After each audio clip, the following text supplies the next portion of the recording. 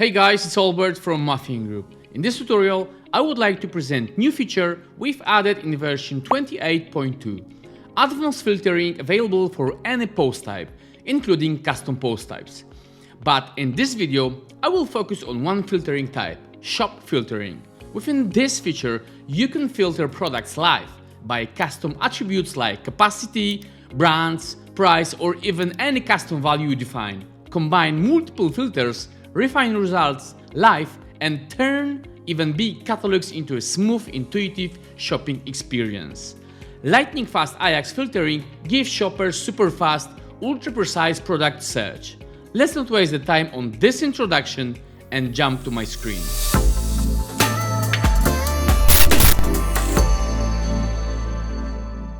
Let's take a look at how this was done. First of all, I have to edit shop archive template where I put this element. And to make these filters, I've chosen filters form element from the list of the BeBuilder elements. This element have plenty of options you can choose from. First option is filter post type. Here we can choose post type we would like to filter, and because I need to filter products, I've chosen products option from the drop-down menu. Second option is layout, and here we can choose between vertical and horizontal layout. Because I put it in the sidebar, I've chosen vertical layout, but if you would like to have filters, for example, at the very top of the page, you can use horizontal layout just like we did on another pre-built website with shoes store. Thanks to this option, you can create various filtering layouts the way you like. The next option is submit. Here we have three options: default, AJAX submit, and AJAX on input change. Default is an option that reloads the whole page. AJAX submit reloads products list only on a button submit.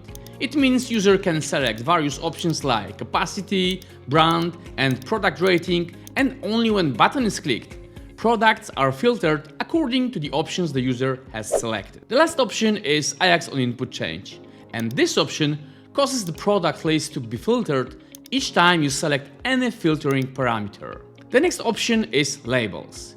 This option lets you hide and show labels above filters. Within this option, you can choose tag for label like heading, paragraph, or span. Toggleable fields is the next one. Within this option, you can collapse or expand each filter variation using an arrow next to the label. The next one is fields visible by default. Within this option, you can define if fields should be expanded by default or not. Next one is Reset Filters button. This button lets users reset filters by clicking it. What's more, you can define custom label for this button if you don't like Reset All, which is a default one. The last option under General tab is Active Filters. This option lets you display active filters above the filter form. Thanks to this option, users see applied filters and they can easily remove them by clicking each individually. The last tab is Form Fields, and here you can define what types of filters you would like to display. Let me open the first filter, Price, so you can see the available options. For this filter, I've selected Filter by Post Meta, as I would like this one to filter by price. There's also a couple of options underneath that you can choose from if you need it. There are two options that it's worth to mention: custom post type, where you can choose additionally if you would like to filter by price, regular price, or sale price. The last option that's worth to mention here is label. Text you will put here will display as label for the filter. In this case, it's price. But if you will change it to sale price, you will notice that label above changes automatically. If there is no label set, filter will have default label, which is filter and number. Let's open the other filter, filter 3. This one I set to taxonomy, as I would like this filter to filter by brands. I set fill type to image, as I would like brand logos to be displayed instead of brand name, and I've set taxonomy to brands. You can basically add as many filters as you like, and within included options, possibilities are endless. As if that wasn't enough, you can also order filters by drag and drop. If you thought that was all, I have to disappoint you, absolutely not. We built another awesome element for the BeBuilder that is very useful for filtering, filters active. Let's say you want to display active filters above the list of all products and not in the sidebar in place of the filtering. To do this, all you have to do is drag and drop filters active element.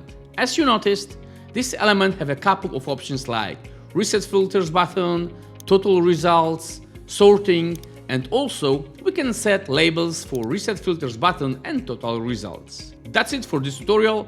Hope you liked this video and I shed some light on this awesome filtering feature that I'm sure you will definitely improve your workflow and customers' projects. If you like this video, I encourage you to watch another video where I explain another awesome Betheme feature, CSS variables and live CSS. And as always, thanks for watching and remember to like, subscribe and hit the bell icon to get notified every time we release a new video. And if you have more questions, please visit our support center at support.muffingroup.com.